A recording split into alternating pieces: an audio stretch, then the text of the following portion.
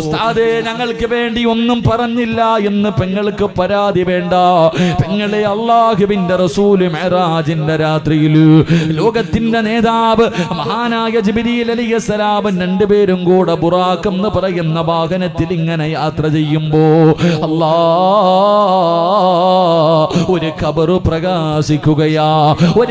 പ്രകാശിക്കുകയാണ്. ആ ഖബറിന്റെ അകത്ത് നിന്ന് സ്വർഗത്തിന്റെ പരിമളം ഇങ്ങനെ അടിച്ചു വീശുകയാണ്. അല്ലാഹുവിന്റെ റസൂൽ ചോദിക്കുന്നു, ജിബ്രീൽ, ആ പ്രകാശിക്കുന്നത് എന്താണ് ജിബ്രീൽ? യാ റസൂലല്ലാഹ്, അതൊരു ഖബറാണ് നബിയേ.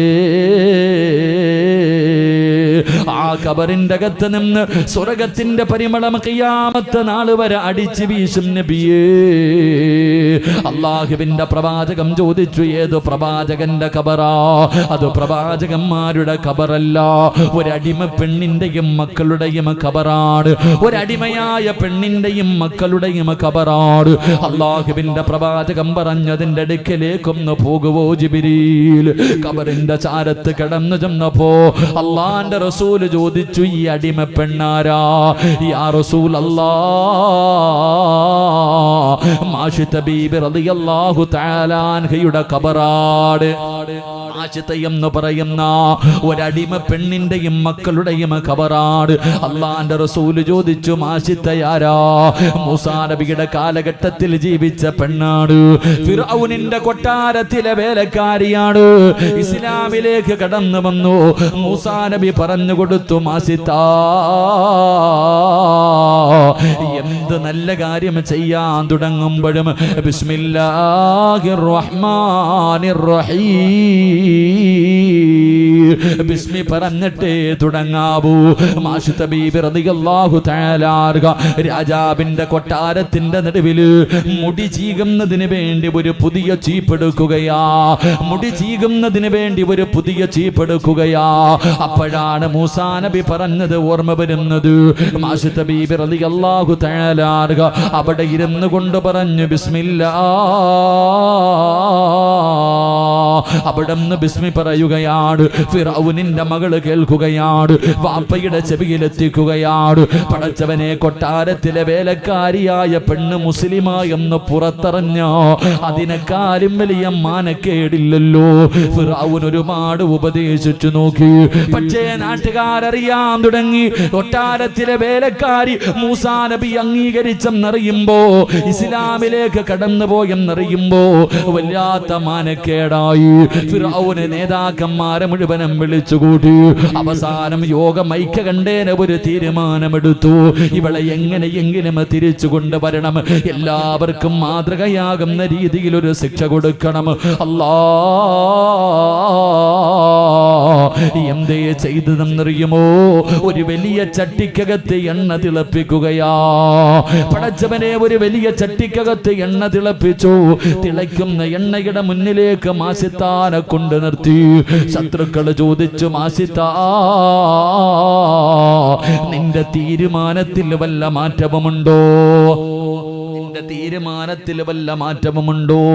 മാഷിത്ത പറഞ്ഞ്, എന്നെ കൊന്നാലും ഞാൻ മടങ്ങി വരൂല. എന്നെ നിങ്ങൾ കൊന്നാലും ഞാൻ മടങ്ങി വരൂല. അള്ളാന്റെ ദീനാണ് വലുതെന്ന് പറയുമ്പോ ശത്രുക്കൾ പറഞ്ഞു, നോക്കും മാഷിത്ത,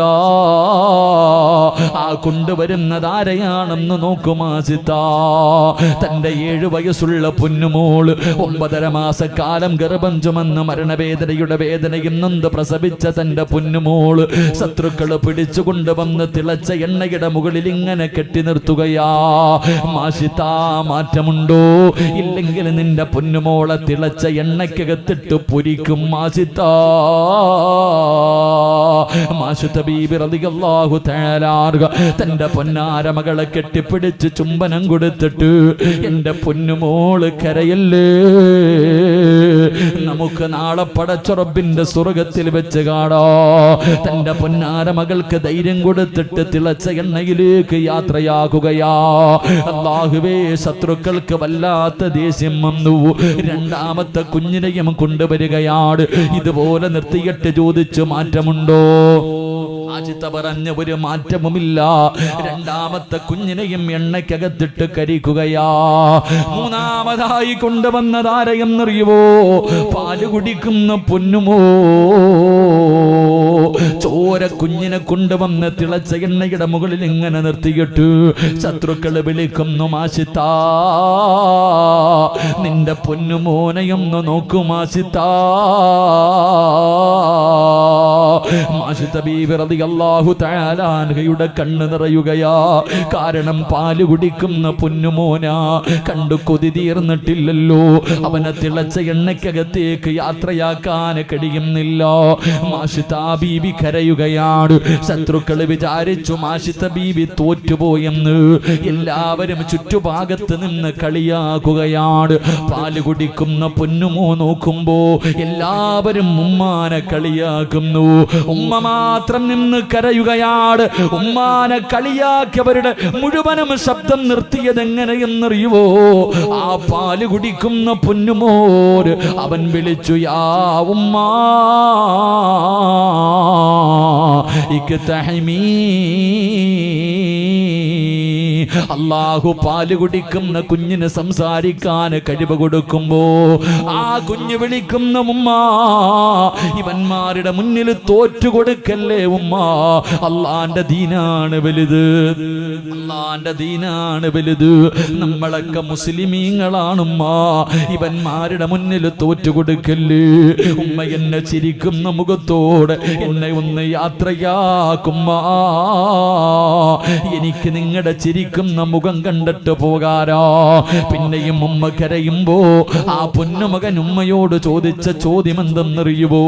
ഉമ്മ, ദുനിയാവിലെ തീ സഹിക്കാൻ നമ്മളെ കൊണ്ട് കഴിയുമുമ്മ. പക്ഷേ പടച്ചുറപ്പിന്റെ നരകത്തിന്റെ തീയുണ്ടല്ലോ, താങ്ങാൻ കഴിയില്ല ഉമ്മ. എന്റെ ഉമ്മാനെ കൊണ്ടത് താങ്ങാൻ കഴിയുവോ? മാഷിത്ത ബീബി റളിയല്ലാഹു തആല അൻഹ ഓടി വന്ന് തന്റെ പൊന്നുമോന് ചുംബനം കൊടുത്തിട്ട് യാത്രയാകുകയാ. 3 മക്കളും മരിച്ചു. ഫിറഔന് മാഷിത്തയോട് ചോദിച്ചു, മാഷിത്ത നിന്റെ വിശ്വാസത്തിന്റെ മുന്നില്, നിന്റെ ഈമാനിന്റെ മുന്നില് ഞാൻ തോറ്റുപോയി മാഷിത്ത. ഇതാരാ പറഞ്ഞതെന്നറിയോ? അന്ന റബ്ബുക്കുമുൽ അലാ, ഞാനാണ് റബ്ബെന്ന് പറഞ്ഞ ഫിറഔൻ തന്റെ കൊട്ടാരത്തിലെ ഒരു വേലക്കാരിയായ മുസ്ലിം പെണ്ണിന്റെ ഈമാനിന്റെ മുന്നിൽ തോറ്റുപോയെങ്കിൽ പെങ്ങള്, അതേ പരമ്പരയിലല്ലേടി നീയും ജനിച്ചത്? ആ രക്തമല്ലേ നിന്റെ ശരീരത്തിൽ ഒരുങ്ങുന്നത്? എങ്ങനെയാ നിനക്ക് കണ്ടവന്റെ കൂടെ ഓടാൻ തോന്നുന്നത്? അല്ലാ, ഫിറഔന് ചോദിച്ചു, നിന്നെ എന്തായാലും കൊല്ലാൻ പോവുകയാ. എനിക്കൊരുപാട് ഭക്ഷണം വിളമ്പി തന്നതല്ലേ മാഷിത്ത, നിനക്ക് വല്ല അഭിലാഷവുമുണ്ടെങ്കിൽ പറ. മാഷിത്ത ബീബ് പറഞ്ഞു, എനിക്കൊരാഗ്രഹമുണ്ട്. എന്നെ നിങ്ങൾ കൊന്നിട്ട് കുഴിച്ചിടുമ്പോ എന്റെ കബറിന്റെ അകത്തെന്റെ മക്കളെ കൂടെ ഒന്ന് കബറടക്കുവോ? അല്ലാഹുവേ, ഫിർഔൻ അങ്ങനെ ഒരു കരുണ കാണിച്ചു. യാ റസൂലല്ലാഹ്,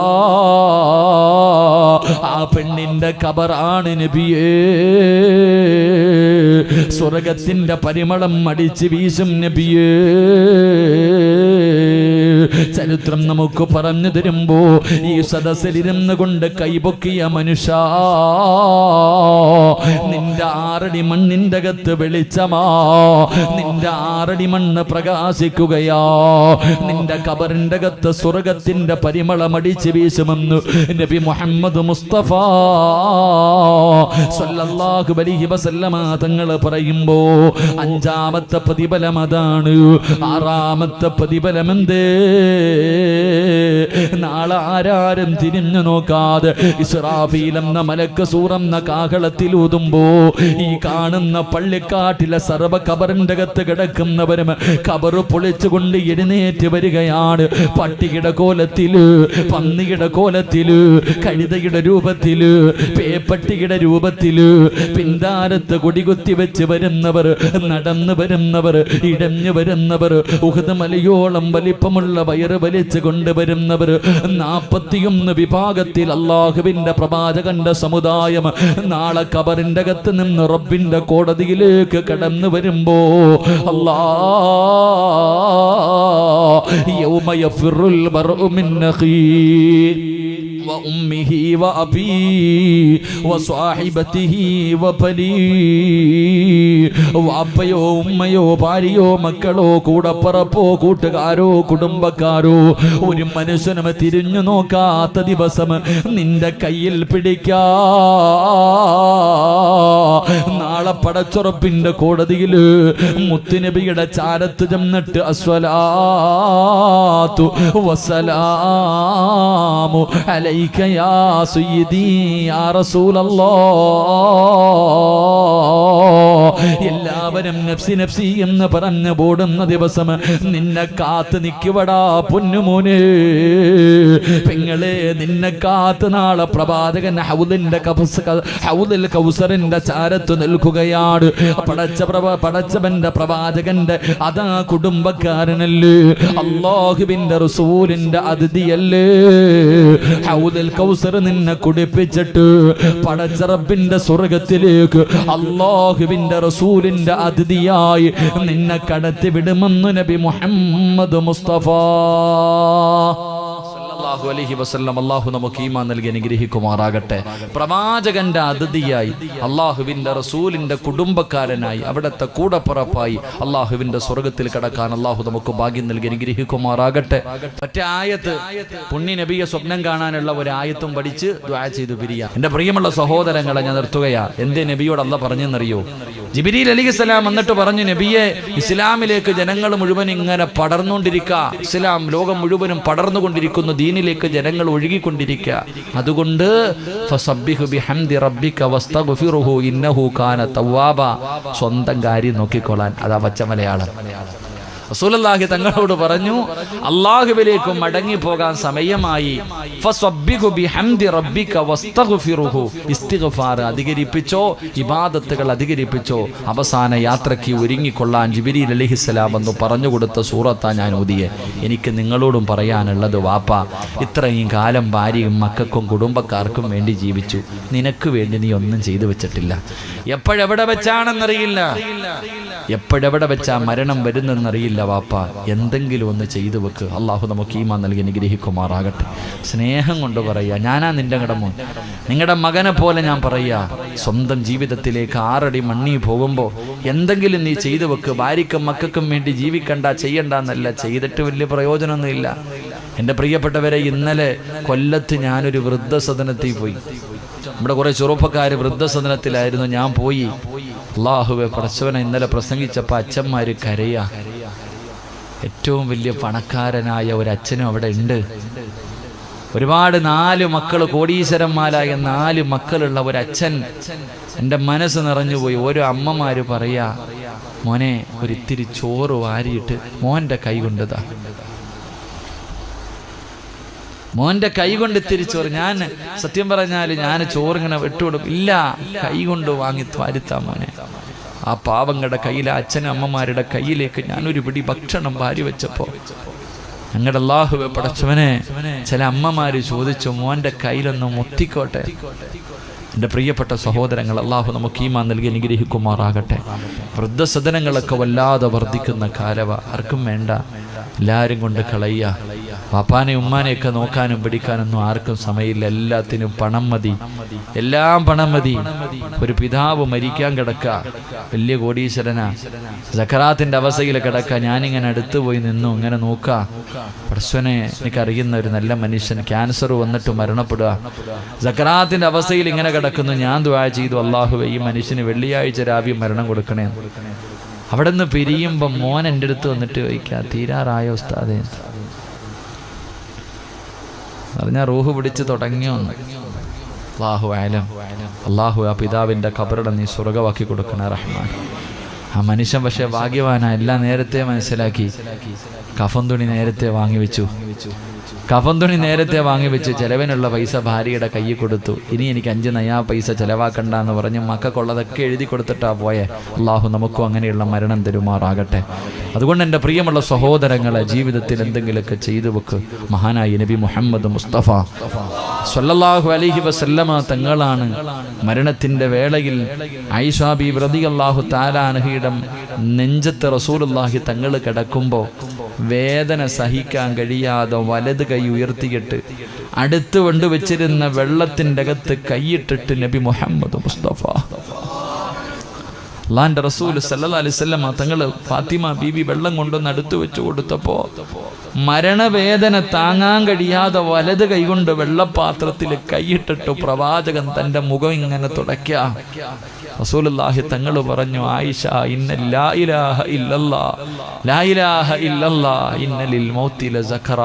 നബി സല്ലല്ലാഹു അലൈഹി വസല്ലം തങ്ങൾ വെള്ളം കോരി മുഖത്തൊഴിച്ചിട്ട് പറയാം, മരണത്തിന് വല്ലാത്ത വേദനയാ മോളെ ആയിഷ. ഫാത്തിമ, മരണത്തിന് വല്ലാത്ത വേദനയാ. ഇത് ആരാ പറഞ്ഞത്? ഈ ലോകം തന്നെ സൃഷ്ടിക്കാൻ കാരണക്കാരനായ നബി മുഹമ്മദ് മുസ്തഫ. പാപ്പ അസ്റായിൽ അലൈഹിസ്സലാമിനോട് അള്ളാഹുവിന്റെ റസൂല് പറയുന്നു, അസ്റായിലെ ഒന്ന് പതുക്കെ പിടിക്ക അസ്റായിലെ, എന്നെ കൊണ്ട് പറ്റണില്ല താങ്ങാൻ, എന്തൊരു വേദനയാ അസ്റായിൽ. അസ്റായിൽ അലൈഹിസ്സലാം കരഞ്ഞുകൊണ്ട് പറയാ, നബി എനിക്കറിയില്ല നബി, ഇതിനെക്കാളും മയമായിട്ട് പിടിക്കാൻ. ജീവിതത്തിൽ ഇന്ന് വരെ ഒരാളുടെ റൂഹ് പിടിക്കുമ്പോഴും എൻ്റെ കൈ വിറച്ചിട്ടില്ല, പക്ഷെ ഇന്ന് എൻ്റെ കൈ വിറയ്ക്കുന്ന നബിയെ. റസൂലുള്ളാഹി തങ്ങൾ പോലും കരഞ്ഞെങ്കിൽ എൻ്റെയും നിങ്ങളുടെയും അവസ്ഥ എന്തേ വാപ്പ ചിന്തിക്കാത്ത? കള്ളവല്ലല്ലോ ഇതൊന്നും കള്ളവല്ലല്ലോ. കുല്ലു നഫ്സിൻ ദായിഖത്തുൽ മൗത്ത്, മരണത്തിനൊരു വേദനയുണ്ടെന്ന് അള്ളയല്ലേ പറഞ്ഞേ. റസൂലുള്ളാഹി തങ്ങളുടെ അവസ്ഥ ഇതാണെങ്കിൽ നീ എത്ര പേരുടെ മയ്യത്ത് കണ്ടു വാപ്പ? മലമൂത്ര വിസർജനം നടത്തിയത് കണ്ടിട്ടില്ലേ? വേദന സഹിക്കാൻ പെണ്ണെ, നീ പ്രസവ വേദന പോലും നിന്നെ കൊണ്ട് താങ്ങാൻ പറ്റിയില്ലല്ലോ, നീ എങ്ങനെ ഈ മരണവേദന താങ്ങും ഉമ്മ? ഞങ്ങൾ ആരും അത് അനുഭവിച്ചിട്ടില്ല ഉമ്മ, നീ അനുഭവിച്ചിട്ട് എന്തേ ഉമ്മ നന്നാകാത്ത? അതുകൊണ്ട് പെങ്ങളെ ഞാൻ പറയുന്നത്, സ്വന്തം എന്തെങ്കിലുമൊക്കെ ചെയ്തു വെക്ക്. ഞാൻ ഇങ്ങോട്ട് വരുമ്പോഴും ഭക്ഷണം കഴിക്കുന്ന വീട്ടിലൊരു യതീമായ മകനെ കണ്ടു. കഴിഞ്ഞ വ്യാഴാഴ്ചയാണെന്ന് തോന്നുന്നു, പത്തനംതിട്ട ജില്ലയിൽ ഒരു സ്ഥലത്ത്, പത്തനംതിട്ട കുളശേഖരപ്പെട്ട പള്ളിയിൽ വഅദ് പറഞ്ഞു. അല്ലാഹുവേ, ഒരു മദ്രസ പണിയുന്നതിന് വേണ്ടി സദഖ ചോദിച്ചു, എല്ലാവരും തന്നു. അവസാനം ദുആ കഴിഞ്ഞപ്പോൾ സംഘാടകൻ ഒരു 10-12 വയസ്സുള്ള ഒരു മകനെ ഇങ്ങനെ തൂക്കി പിടിച്ചുകൊണ്ട് വരാവോ കരയാടത് എൻ്റെ അടുക്ക കൊണ്ടുവന്നു. ഞാൻ ചോദിച്ചു, എന്തിനാ മോനെ കരയണേ? ഉസ്താദേ, വെള്ളിയാഴ്ച ജുമയ്ക്ക് പള്ളിയിലേക്ക് നിസ്കരിക്കാൻ പോയ എൻ്റെ പിതാവ് ആക്സിഡന്റിൽ മരണപ്പെട്ടു. എൻ്റെ വാപ്പായിക്കൊന്ന് ദുആ ചെയ്യാൻ ഞാനൊരു 2000 രൂപ തന്നിട്ട് ഉസ്താദ് ദുആ ചെയ്തില്ലല്ലോ. പാപ്പാന് വേണ്ടി ദുആ ചെയ്യാൻ 2000 രൂപ ആ പൊന്നുമുഖൻ സംഘാടകരുടെ കയ്യിൽ കൊടുത്തിട്ട് ഞാനൊന്ന് വായിച്ച് ദുആ ചെയ്തില്ലല്ലോ എന്നോർത്ത് ഓർത്തിട്ട് ആ കുഞ്ഞ് കരയ്യ. അല്ലാഹു അങ്ങനെയുള്ള മക്കളെ നമുക്ക് നൽകി അനുഗ്രഹിക്കുമാറാകട്ടെ. അല്ലാഹു അങ്ങനെയുള്ള മക്കളെ നമുക്ക് നൽകി അനുഗ്രഹിക്കുമാറാകട്ടെ. ഇന്നത്തെ മക്കൾക്ക് വാപ്പാടെ കവർ എവിടാന്ന് വെച്ചാൽ എന്ത് കവറില്ലപ്പാ? സ്വന്തം വാപ്പാന്റെ കവർ എവിടാന്ന് വെച്ചാൽ അറിയില്ലപ്പാ. നിങ്ങൾ പറ, ഇത്രയും കാലം പോറ്റി വളർത്തിയില്ലേ മോനെ മോളെ എന്ന് പറഞ്ഞിട്ട് കെട്ടിപ്പിടിച്ച് ഉമ്മ കൊടുത്ത് കൂടെ കൊണ്ട് നടക്കുന്ന മക്കളോട് ചോദിക്കുക, നീ മരിച്ചാ നീ കുഞ്ഞിന്റെ മയ്യത്ത് കുളിപ്പിക്കുമോ? ഈ സദസ്സിരിക്കണ മക്കളെ സ്നേഹിക്കുന്ന ഓരോ വാപ്പയും ചോദിക്ക്, മോളെ ഞാൻ മരിച്ചുപോയാ എൻ്റെ മയ്യത്ത് കുളിപ്പിക്കുമെന്ന് പെറ്റ മക്കളോട് ചോദിക്കുമ്മ. ചോദിക്കു വാപ്പ, നിന്റെ ജനാസ ഈ പള്ളിക്കകത്ത് കൊണ്ടുവെക്കുമ്പോ നീ ഇത്രയും കാലം വളർത്തിയവൻ പള്ളിയിലെ ഇമാമിന്റെ കൈ പിടിച്ചിട്ട് പറയൂ, ഞാൻ ഇമാമത്ത് നിൽക്കാം എൻ്റെ വാപ്പായ്ക്ക്. നിന്റെ ഖബറിന്റെ ചാരത്ത് വന്ന് തെറ്റാതെ കാണാതെ ഒരു യാസീൻ ഓതാനെങ്കിലും പഠിപ്പിക്കുക. അള്ളാഹു നമുക്ക് ഈമാൻ നൽകി അനുഗ്രഹിക്കുമാറാകട്ടെ. ഇല്ലെങ്കിൽ ജീവിച്ചിരിക്കണ കാലത്തും സമാധാനം തരൂല, മരിച്ചാലും വെറുതെ വിടൂല. ഖബറിന്റെ അകത്ത് പോലും നിന്നെ സമാധാനത്തോടെ കടത്തൂല. അതിൻ്റെ അകത്തും മക്കള് മാതാപിതാക്കളെ വേദനിപ്പിക്കുമെന്ന് നബി മുഹമ്മദ് മുസ്തഫ. ഓരോ വെള്ളിയാഴ്ചയും നിന്റെ മക്കള് കാണിക്കണ സർവ്വ കാര്യങ്ങളും ഖബറിൽ കൊണ്ട് മലക്കുകൾ വായിച്ചു കൊടുക്കും. അള്ളാഹുവേ, ഇങ്ങനെ ഒരു വൃത്തികെട്ടവളെയാണല്ലോ അല്ലാ ഞാൻ 9.5 മാസം ചുമന്നത്, ഉമ്മ കരയാ. ഇങ്ങനെ ഒരുത്തനെയാണല്ലോ ഞാൻ രക്തം വിയർപ്പാക്കി വളർത്തിയത്, ഇവൻ നശിച്ചു പോയല്ലോ അല്ലാ. വാപ്പയും ഉമ്മയും ഖബറിന്റെ അകത്ത് കിടന്ന് ശപിക്കുമെന്ന് നബി മുഹമ്മദ് മുസ്തഫ. അള്ളാഹു നമ്മുടെ മാതാപിതാക്കളുടെ ഖബർ അള്ളാഹു വിശാലമാക്കുമാറാകട്ടെ. അതുകൊണ്ട് എനിക്ക് പറയാനുള്ളത്, ജീവിച്ചിരുന്നപ്പോഴേ സമാധാനം കൊടുക്കാൻ പറ്റിയിട്ടില്ല, മരിച്ചതിന് ശേഷമെങ്കിലും ആ പാവങ്ങളോട് കരുണ കാണിക്കുക. അതുകൊണ്ട് എൻ്റെ ഉപ്പമാരോട് ഉമ്മമാരോട് പറയാനുള്ളത്, എപ്പോഴെവിടെ വെച്ചാണെന്നറിയില്ല ഉമ്മ ഇസ്രായേൽ വരുന്നത്. എപ്പോഴെവിടെ വെച്ചാന്നറിയില്ല. പണ്ടായിരുന്നു ക്യാൻസറൊക്കെ, ഇപ്പം മരിക്കാൻ ഒരു രോഗവും വേണ്ട വാപ്പ. പെട്ടെന്ന് മനുഷ്യർ വീണ് മരിച്ചു പോകുന്നു. അതുകൊണ്ട് അവസാനം കബറിലേക്ക് പോകുമ്പോൾ തെണ്ടാൻ വേണ്ടി വെക്കരുത്. മക്കളുടെ മുന്നിൽ കിടന്ന് കബറിൽ കിടന്നിട്ട് ഓരോ വാപ്പയും ഉമ്മയും യാചിക്ക, അല്ലാഹുവേ ലോകത്താരെങ്കിലും എനിക്ക് വേണ്ടി ദുആ ചെയ്യണേ. സ്വന്തം മാതാപിതാക്കളെ യാചിപ്പിക്കുന്ന മക്കളാക്കരുത്. അല്ലാഹു നമുക്ക് ഈമാൻ നൽകുമാറാകട്ടെ. അല്ലാഹു നമുക്ക് ഈമാൻ നൽകുമാറാകട്ടെ. അതുകൊണ്ട് ജീവിതത്തിൽ എന്തെങ്കിലുമൊക്കെ ചെയ്തു വെക്കുക. നല്ല കാര്യങ്ങൾക്കൊക്കെ കൂട്ടു നിൽക്കുക, നല്ല കാര്യങ്ങൾക്കൊക്കെ കൂട്ടു നിൽക്കുക. അല്ലാഹു ഖൈറും ബറക്കത്തും നൽകുമാറാകട്ടെ. ഖുർആനിൽ ബിസ്മി ഇല്ലാത്തൊരു സൂറത്തുണ്ട്. ഏത് സൂറത്താ? ഉറക്കപ്പറ. അവന് ബോധമുണ്ട്. നീ ഏതോ യൂണിഫോം ഇട്ടേക്കണത് നീ? ശരി. അല്ലാഹു അവനെ സാലിഹായ സന്താനങ്ങൾ പെടുത്തുമാറാകട്ടെ. പിള്ളേരെന്തെങ്കിലുമൊക്കെ പറയാൻ പേടിയാ. വെറുതെ നമ്മളെന്തെങ്കിലും പറയാം, അമ്മമാരുടെ മറുപടി കേട്ടാൽ നമ്മൾ ശശിയായി പോകും. അങ്ങനെ കാഞ്ഞ ബുദ്ധിയാ പിള്ളേർക്കൊക്കെ. ഒന്നും ചോദിക്കല്ലേ, ഭയങ്കര ബുദ്ധിയാ. ഒരു ഉസ്താദ് മദ്രസയിൽ പാഠമെടുക്കുന്നു, ലോകം അവസാനിക്കുന്നതിൻ്റെ അടയാളങ്ങൾ.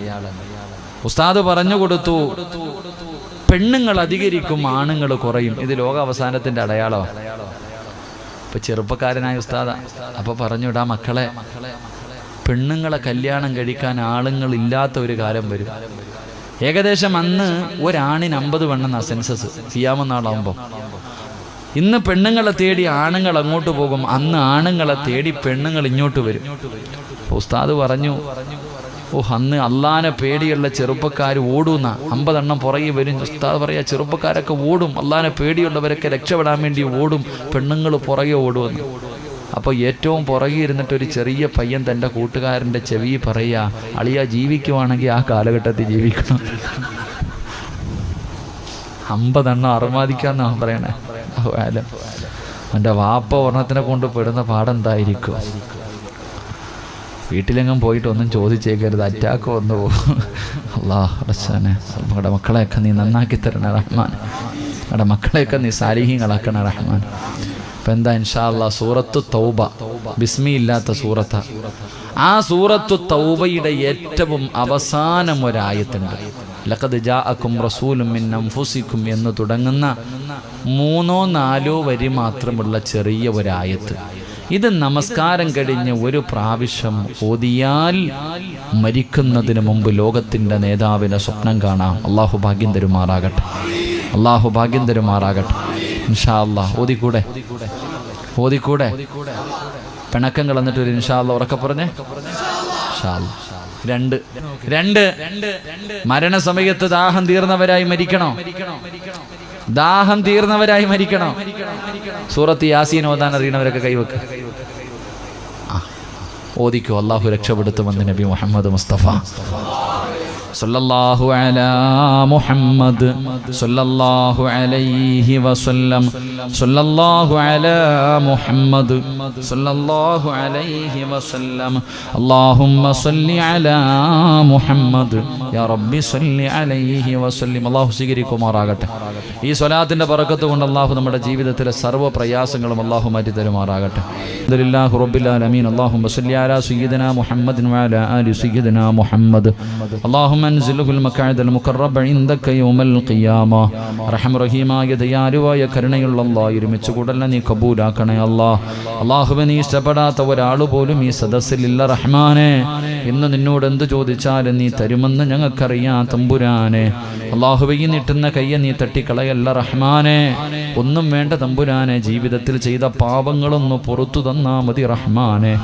ചെയ്തു പോയത് മുഴുവനും പാപമാണ് റബ്ബേ, ഞങ്ങൾ അംഗീകരിക്കുന്നു തമ്പുരാനെ. തൗബ ചെയ്യാമെന്ന അടിമകളാ നീ ആട്ടി ഓടിക്കല്ല റഹ്മാനെ. അല്ലാഹുവേ, എല്ലാ പാപങ്ങളും പൊറുത്തവരായി നിലയിൽ നീ ഞങ്ങളെ ഇവിടെ നിന്ന് യാത്രയാക്കണേ തമ്പുരാനെ. അല്ലാഹുവേ, പടച്ചവനെ, ഞങ്ങളുടെ മാതാപിതാക്കളിൽ പലരും ഖബറിൻ്റെ അകത്താണ്. മഗ്ഫിറത്ത് നൽകണേ അല്ലാ, റഹ്മത്ത് നൽകണേ അല്ലാ, ഖബർ സ്വർഗമാക്കി കൊടുക്കണേ അല്ലാ. ജീവിച്ചിരിക്കുന്ന മാതാപിതാക്കൾക്ക് നീ ആഫിയത്തും ദീർഘായുസ്സും നൽകി അനുഗ്രഹിക്കണേ അല്ലാ. അല്ലാഹുവേ, പടച്ചവനെ, ഞങ്ങളിൽ പലരും രോഗികളാണ്, നീ ശിഫ നൽകണേ അല്ലാ. ഇഷ്ടപ്പെട്ട് സമ്പാദിച്ചത് മുഴുവനും വിറ്റ് ചികിത്സിച്ചാലും മാറാത്ത ഒരു രോഗവും ഞങ്ങൾക്ക് നീ തരല്ലേ അല്ലാ. അല്ലാഹുവേ, ഞങ്ങളെ നീ ദുനിയാവിലിട്ട് നരകിപ്പിക്കല്ല പടച്ചവനെ. മറ്റുള്ളവർക്ക് ഭാരമാകുന്ന ജീവിതം നൽകല്ലേ റഹ്മാനെ. പടച്ചവനെ, സ്വന്തം മക്കള് വാപ്പയും ഉമ്മയും മരിക്കാൻ വേണ്ടി ദുആ ചെയ്യുന്ന അവസ്ഥ വരെ എത്തിക്കല്ല തമ്പുരാനെ. കൂടെ കടന്നവൾക്ക് ഞങ്ങൾ ബാധിതയാക്കല്ല അല്ലാ. അല്ലാഹുവേ പടച്ചവനെ റബ്ബേ, ഞങ്ങളുടെ ചാനലിലെ പുതിയ പുതിയ പ്രോഗ്രാമുകൾ നിങ്ങളുടെ മൊബൈൽ ഫോണിൽ നോട്ടിഫിക്കേഷനായി ലഭിക്കുവാനായി ഈ ചാനൽ സബ്സ്ക്രൈബ് ചെയ്യാനും സബ്സ്ക്രൈബ് ബട്ടണോടൊപ്പമുള്ള ബെല്ലൈക്കൺ കൂടി അമർത്തുവാനും ഏവരെയും ഓർമ്മപ്പെടുത്തുകയാണ്.